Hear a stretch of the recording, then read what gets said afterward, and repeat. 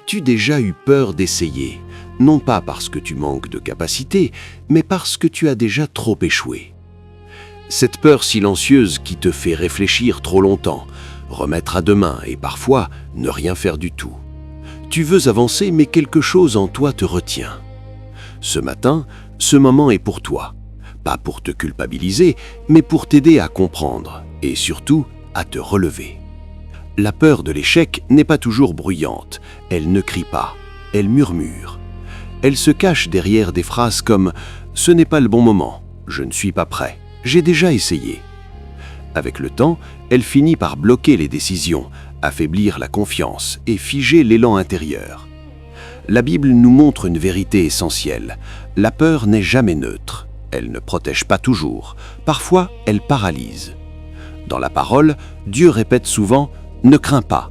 Pourquoi? Parce qu'il sait que la peur peut voler l'élan, empêcher l'obéissance et enfermer une personne dans l'immobilité. La peur de l'échec n'est pas seulement liée au passé, elle est souvent nourrie de blessures non guéries, des tentatives avortées, des attentes déçues. Mais Dieu ne définit jamais une vie par ses échecs, il regarde le potentiel, il regarde le devenir. Là où tu vois des erreurs, Dieu voit un apprentissage. Là où tu vois une fin, Dieu voit une étape. Prions ensemble. Père Céleste, ce matin, je reconnais ce qui se passe en moi. Tu vois cette peur de recommencer, tu connais les souvenirs d'échecs qui reviennent troubler mon courage. Je refuse de laisser mon passé dicter mon avenir. Je te remets mes blessures, mes hésitations et mes peurs cachées. Viens restaurer ma confiance, nettoie mon regard sur moi-même, redonne-moi l'audace d'avancer. Apprends-moi à agir avec sagesse, sans me laisser paralyser.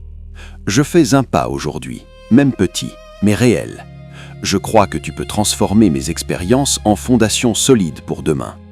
Au nom de Jésus, Amen. Beaucoup ont découvert une chose essentielle. Ce n'est pas l'échec qui les bloquait, mais la peur de revivre la douleur. Quand cette peur est exposée à la lumière, elle perd sa force. Petit à petit, les décisions deviennent plus claires, l'élan revient, la confiance se reconstruit. Avancer ne signifie pas ne plus jamais tomber, cela signifie ne plus rester à terre. Souviens-toi aujourd'hui, tu n'es pas défini par ce que tu as raté, tu n'es pas condamné à l'immobilité. Tu peux avancer autrement, un pas à la fois, avec sagesse, avec foi. Que Dieu éclaire ton esprit, fortifie ton cœur et t'aide à poser les bonnes actions aujourd'hui.